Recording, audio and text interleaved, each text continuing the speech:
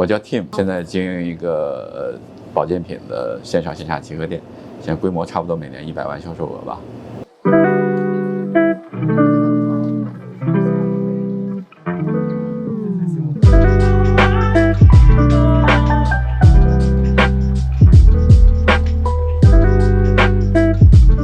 在加拿大10几年吧，创过好几次业，然后犯过所有你可以想象和想象不到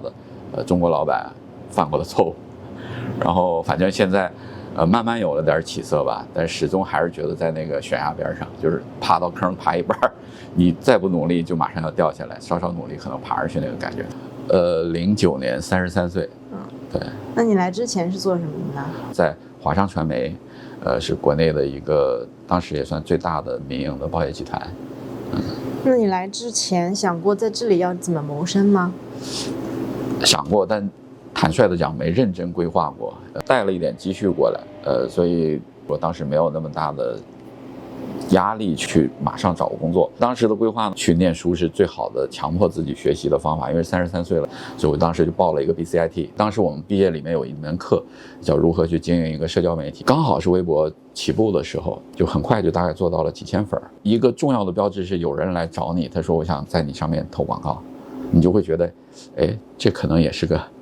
个你毕业之后的选择。2010还是2011，我有点记不准了，就是温哥华冰球队第一次进入斯坦利杯决赛的那一次，那场比赛输掉了，大家在温哥华闹事儿嘛，就没有人在微博上梳理这个事情。当天晚上连续发了20多条，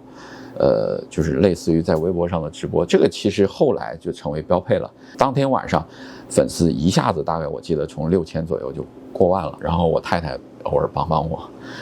然后后来变成2个人、3个人、4个人、5个人，就变成了一间公司。然后这公司亏钱，又变成了5个人、4个人、3个人、2个人。但是后面就逐渐到2个人的时候就开始稳定了，然后就变成了一间公司。其实那个时候大概在2014、15吧，整个这个速度还是蛮快的，就像过山车一样。而那个时候很快就会发现一个问题，就是自媒体的天花板是很明确的，所以后来我们就反复在找自己的下面的盈利模式，然后我们就当时也开始做 APP， 但是因为做新闻资讯涉及版权的问题，所以我们就把这个pass 掉了。最终选择的是在地产行业，因为那个时候我也是买房子，然后看房子，就是觉得没有对华人来说没有一个特别好用的一个地产的产品。我们的小团队找了几个人，我们做了一个 APP 出来，叫地产之道。就那个时候我们用很小的成本获得了第一批客户，就是也是获得了极快的正反馈，就是也有地产商愿意来跟我们合作，也有房产经纪愿意来跟我们来合作。后来大概是在2015前后，就刚好有一个国内的投资移民，他们原来是做游戏行业的，然后在这边对媒体行业很有兴趣，然后刚好就觉得我们这个团队聊了几次还 OK，价钱还合适，后来就整个把我们收编过去了。跟大多数这个自己创立的公司，然后后面出走的这样一个经历一样，我就离开了我自己创办的这个公司。大概卖了多少钱？刚刚好满足了我们那个团队可以在这边想办法置业，但是又没有说财富自由，然后就在市场上看各种各样的事儿。遇到了一个问题，就是我痛风了，就是生活习惯不好。40多岁以前全是凭着怎么说爱好，觉得我命由我不由天，朋友聚在一起喝酒啊、吃烧烤啊这些，加上你平时不怎么锻炼，很容易出这个问题啊。总之就是痛风了，然后就开始接触保健品，因为你去看医生，医生给你的反馈尝尝。回去多喝水啊！在接触保健品之前，我对保健品的认知跟大多数消费者，那保健品就是智商税嘛，我为什么要吃那个东西？但其实在这边没有保健品这个概念，大家更多叫 supplement， 是你在日常的饮食当中没有通过正常的方法来补充完整的营养，是需要额外的补充的。他说你的痛风是怎么好的？帮我分享一些心得。你去跟他们讲了之后，他们试了之后也说，哎，好像你的方法是有用的。然后我们就开始说，我们是不是可以做这个事情了？就开始找人，一方面觉得它能解决我们当时每个人问题的同时，也觉得这是一个比较大的市场机会，那就干脆大家一起来做这件事情吧。是我们就是犯了第二次创业里面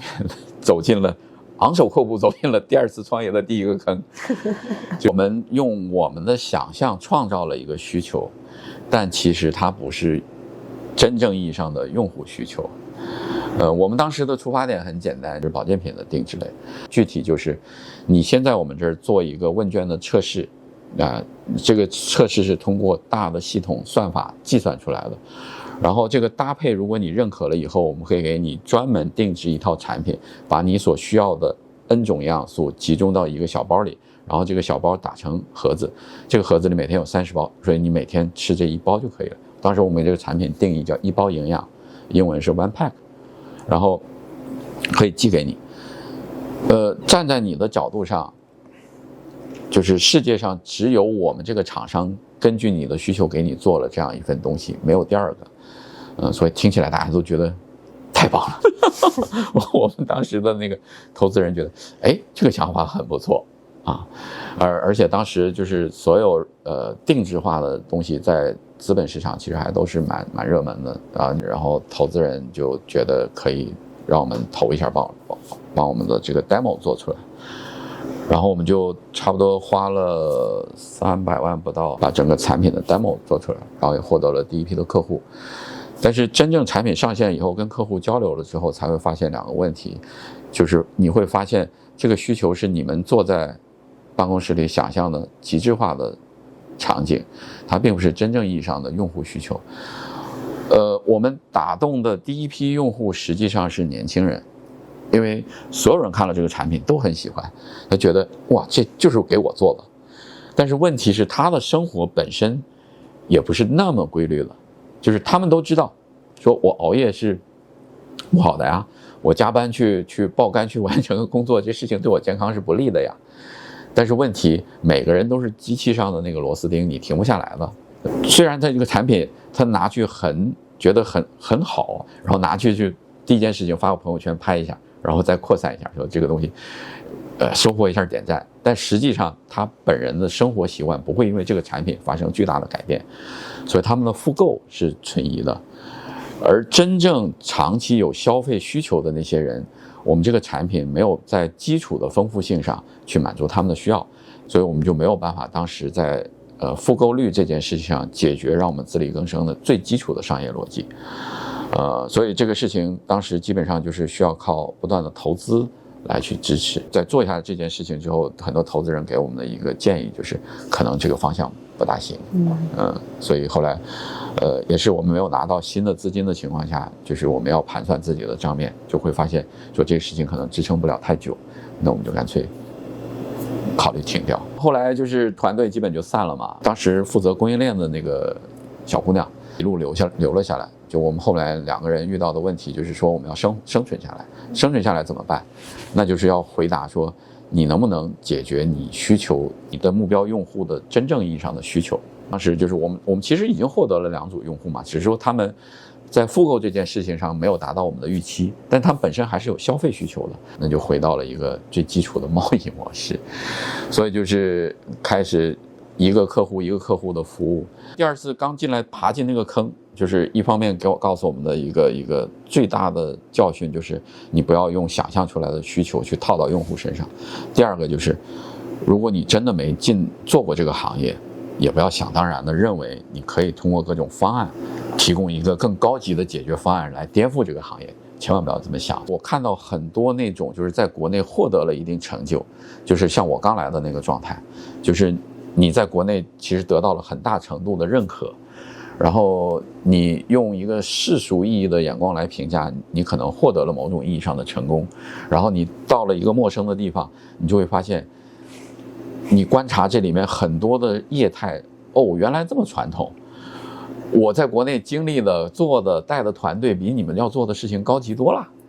我能不能按国内的想法和按国内的逻辑在这边做一遍？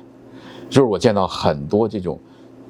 就是在山腰的这种成功人士到这边犯的一个巨大的错误。所以我现在会建议很多这个时间点考虑来创业，我们不讲创业吧，我们就说做个小生意的人来说，比如说你开个奶茶店，对吧？或者开个饭店。比如说我在国内有开过饭店的背景，但如果你在这边没有，我会建议你先去确认一件事情，就是如果这件事情到最后只有你一个人来做，或者是你跟你的家人来做，你能不能把这个事情运转下去？如果你在通过某种方式和某种尝试确认了这个答案是 yes， 那我觉得你可以去做这件事情。如果你一上来就说没关系，我有钱啊，我可以雇人来做这个事情，我只要做好管理这件事情就 OK 了。我觉得这个可能是一个非常非常大的坑。就像我们当时也是觉得想去做这保健品这件事情，那我们去找，我们当时自认为我们是有管理能力的，对吧？然后没有学习能力，我们觉得当时是一个很好的组合，而且我们当时跑了几家，就是我们认为当时市场的经营者就会认为他们为什么这么经营啊？你会发现他的经营方式就看起来不性感嘛，但其实都会后来一条一条的打在你的脸上，啪啪作响。你会发现你所谓的管理经验在这个地方是用不上的，很多事情是需要靠你亲力亲为。我见到很多国内老板遇到的坑，或者是我自己其实也遇到的坑，就是说以强势文化带入到本地，或者是说尊重。其实这个不单单讲是本地文化，还有可能讲说代差的或者是不同年代人群的这种文化。我举个最简单的例子，我们其实大概率是希望你招到年轻人，然后这个年轻人可以奋不顾身的抛家舍业的，就无脑式的去陪着你一起去走最艰辛的那一段。但其实在这个地方长大的孩子，或者是我们在90、00后这一代人身上看到的特质有一个，就是独立性非常强。他们的很多的事情判断标准只有2个，关我屁事，关你屁事，对吧？那我们那一代人不一样，我们的上一代人更不一样。我是祖国的一块砖，哪里需要往哪儿搬。90后、00后来说，跟你没有关系啊。这件事情我未来的生活怎么样，你管不着，但是你也别干涉我的个人空间。所以很多按照国内的想法，举个最简单的例子，就是很多国内老板第一件事情就是微信要求下班之后也要回，你恨不得所有的工作都要在微信上来布置。但是本地文化不一样啊，工作是工作，生活是生活。所以如果在这边做一件事情，一定要尊重这种东西。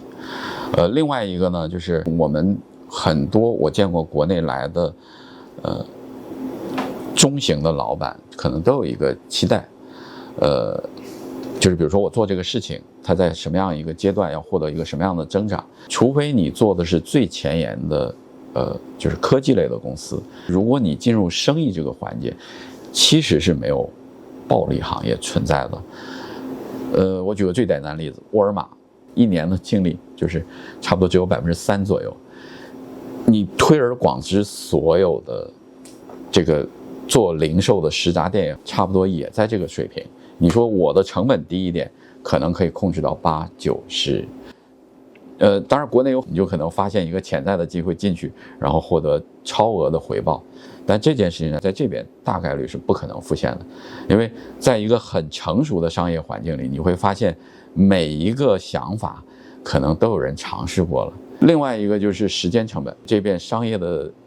你必须要面临和回答的问题。比如说我们在做这间你们看到的这间店，我们当时疫情期间，我们光等政府批文允许我们装修这个过程花了7个月。7个月？对，你很难想象说这个时间成本在国内是怎么去允许这样的事情来发生，对吧？7个月一个小区可能都盖完交付了，你这样一个很小的这样一个商业体，我们等装修的批文就花了7个月，然后你还要装修啊，差不多前后又花了4个月、5个月。那这个12个月的时间成本，其实都是你实打实你要考虑进去的。你这个期间，你大家的工资还要照发，所以这些成本，在国内这些中小企业老板的预算表里头，一般是被忽略掉的。但是实际上到后面是最大可蚕食掉的部分。另外一个就是这边很多的生意，包括合作是基于互信的，那所以这个信任的成本非常高。什么意思？比如说，如果我是新到这边来做个生意，我没有任何的信用，你大概率你是要个人担保才能租到这个房间，或者是你压了很大的一笔预算。那中国人可能很多商业说我做不下去，我跟房东商量商量，2个月我就不做了，对吧？这个地方不是这样的，你签了5年的合同，你2年我说做不下去，你后面的3年的合同，你还要想办法去解决。你要么你就给对方找过来一个替代的人，你要么你就是自己去把这个3年的付清掉，不然这个事情没有办法推进。所以我见过很多中国的老板就会暴跳如雷，说为什么呀？那我都做不下去了，我就再付你2个房租好了。对不起，这是契约关系。从大的文化上来说，这个差异其实是可以给这个你的计划带来很多的变数的。我们大概19年确认那个医保营养项目停掉了以后，我们就开始专心留下来做这个零售的这个业务。零售本质是多快好省嘛，我们就只能先从好这件事情上开始做。我觉得到现在我们做对了几个事情，一个是我们一直强调专业化，我们给你提供的意见是真正站在你的角度上出发，而不是从产品视角出发。第二件事情可能跟我的背景和我们其实医保营养虽然失败了，但是有很多失败里面的一些留下来的经验，比如说数字化我们在这4年里头应该是在数字化上投入非常大的一家公司，但现在的结果就是我们可以用很少的人力去调控更多的产品。比如说我们现在网站上大概销售4000多种产品，这在以前传统的这样一个线下为基准的零售店业态是不一样。因为线下零售店基本上你大概做到1000多种产品就是一个门店承受的极限了，因为不然你的销售人员也无所适从，他也不知道该推荐哪一个，管理也是个巨大的成本。我见过很多线下的门店倒过来要做线上的生意的时候，他要先搭一个网站，然后2边同步库存，这个工作量是巨大的。回到我前面给大家提的一个建议，就是这边所有我们见到的就是能持续下的生意模型，其实都是尽可能的提高你的运营效率和生产效率。所以意味着我们可以在同样成本的情况下，或者是更低成本的情况下，维持一个同样的局面。这个局面未来可能增长的机会更大一点。比如说传统的保健品店，可能1年差不多半个 million， 就是50万60万一个规模，就可能是可见的一个大的规模。那你世道好可能到70、80个100，因为我们目前的线上订单数是大于线下订单的。那我们再开一家线下店的话，我们遇到的成本和我们整个的这个成本，你不需要再做2次的，起码是信息成本的建设。我是愿意跟大家分享这件事情的。但最重要的一点就是，如果你在加拿大做事情，第一，你觉得你是不是真的那么意义上的热爱？第二，你觉得你自己来做这件事情行不行？第3个就是我觉得要尊重本地，融入本地，就是最后成为一个真正意义上的本地人。我觉得你才能在本地做好真正意义上的生意。你们线上线下的销售占比大概是多少？大概2020年的时候，我们第1个版本的网站上线，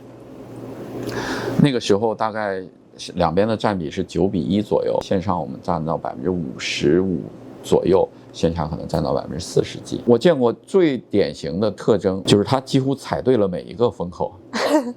但是每次都没在那个风口里头收获什么啊。就比如说做尾端物流的时候他去做了，然后做这个海外仓的时候他去做了，然后做运动室内馆的时候他也去考虑这个事情做了，但是每次他都没有真正获得跟他这个敏锐感对应的结果。因为对国内的很多人来说，我们要快速试错，因为时间成本对我们来说是最重要的。那这件事情我们投3个月下去，6个月下去，我们看行不行，不行赶紧出来。但其实在这个地方，就是刚才我也提到了，时间成本是你在做预算的时候还要很考虑很大的情况。不是说这个事情不行，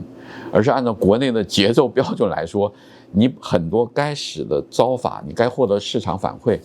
还没有完整啊，不代表这个事情不行。所以我见过很多做这种尾端配送的，到目前来说起来一个真正意义上的大的公司，是因为他等到了 Temu。因为原来这块市场是 Amazon 自己做的体系来为他自己服务的，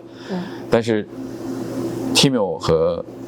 这个适应之后，就有了这个需求是成倍的增长。可能现在 Tmall 一天在加拿大的订单量，可能到接近10万了吧。所以有大量的尾单需求，因为以本地的物流成本来说，是不可能 cover Tmall 的成本测算的，所以这些公司就会有很多的机会出来。但是我见过太多的公司没等到真正太阳升起的那个时间点。对，所以我见过这个老板，大概就是反正每次我对一个业务感兴趣的时候，我去问他，他说的我接触过了。对，所以在加拿大这边、北美这边还是适合深耕，然后长久的做下去，然后你会等到一个机会。对，对，所以有的时候真的是靠信仰去进入一个行业，真的，就是你真的要热爱这个事情才行，你不需要证据啊，不需要逻辑来说这个事情是可行的。如果你要靠这个事情来在这边做一个生意，我觉得大概率你会受到很大的挑战。什么意思？你今天你要确认说我这个事儿到底能不能赚钱，明天我要确认这个事情到底能不能赚钱。所以你真正要回答的问题实际上是那个，就是我在保证我最低收入的情况下，我能不能就觉得我还是可以撑很长的一段时间。你只有把这个问题认真回答，而且答案是非常确定的 yes 之后，你才开始做生意这件事情。我觉得这个是很大的，我自己很大的一个体感和认知。即便这样，我还见了90%的人半途而废。所以真的是我觉得敢入场去做生意去创业的人，我都是从打心眼里敬佩了。我也打心眼里希望他们一路能走得好，就是不管怎么样都能有一个好的结果，也包括你们啊。这世界上哪有那么多逻辑可谈？是的，一旦陷入到逻辑，其实就是作茧自缚了，就是真的是要有信仰。对，然后我也不知道我现在坚持的东西对还是不对。我现在特别愿意看鸡汤，你愿意听鸡汤，对吧？我前2天看那个电影叫那个《当幸福来敲门》，我大概是4年前看过，我最近几乎每年都要看一遍。它的结局也没有那么光明，只是一线而已，你就知道太阳要升起来了，仅此而已，就是没有那么大的起伏，就是像极了每一个人的人生，就是你走啊走啊走，然后你也知道道理，说你也知道坚持下去，但你可能大多数人是不会走到那个光终局。明出现。对对。